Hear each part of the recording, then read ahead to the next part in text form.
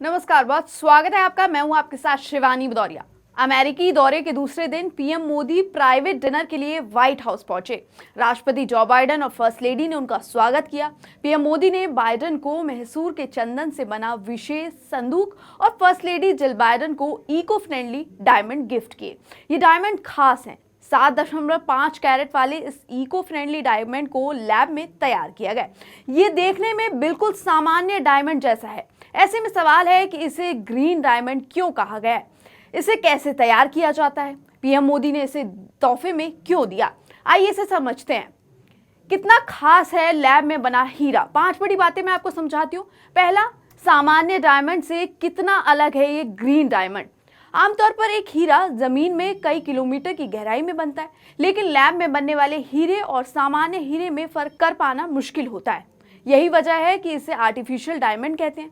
Lab में एक हीरे को बनने में करीब 20 से 30 दिन लगते हैं। चलिए आपको बताते हैं इस डायमंड को क्यों ग्रीन डायमंड कहा जा रहा है। बिना माइक्रोस्कोप के सामान्य और लैब में बने हीरे में फर्क करना मुश्किल है। वर्तमान में देश में ऐसे हीरों की मैन्युफैक्चरिंग की जा रही है। इन्हें गुजरात में तैयार किया जा रहा है। गुजरात में इसकी 400 से ज्यादा फैक्ट्री हैं। इसे तैयार करने में पर्यावरण को नुकसान नहीं होता। यही वजह है इसे इको फ्रेंडली या ग्रीन डायमंड कहते हैं। अब सवाल है कि हीरो को कैसे तैयार किया जाता है। आमतौर पर धरती में कार्बन कणों पर पड़ने वाले दबाव ही हीरो के निर्माण के लिए जिम्मेदार होता है। उसी तरह लैब में भी एक खास तरह का दबाव पैदा किया जाता है। कार्बन कणों पर खास तरह का दबाव और तापमान हीरे को तैयार करता है। सर्टिफाइड डायमंड से बना है ग्रीन डायमंड। सर्टिफाइड हीरा, पीएम मोदी ने जो हीरा जिल बाइडेन को दिया है वो इसी तकनीक से बनाया गया। ये हीरा जिमलॉजिकल लैब से सर्टिफाइड है। इसमें 4C हॉलमार्क, जिस पर कट, कलर, कैरेट और क्लैरिटी जैसे 4 मानकों पर परख रखने के बाद मोहर लगाई गई है। 5वां, कश्मीर का पेप्सिरा मैसे। अब आप सोच रहे होंगे कि पेप्सिरा मैसे किसे कहते हैं, तो मैं आपको बता दूं, जिस बॉक्स में ग्रीन डायमंड को रखा गया उसे पेप्सिरा मैसे कहते हैं। इसे कश्मीर में तैयार किया गया है। इस पर वहां की कला की छाप नजर आ रही है।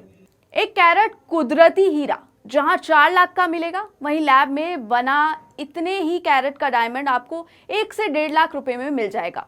सस्ता होने के कारण आज लैब में ग्रोन डायमंड की मांग तेजी से बढ़ रही है।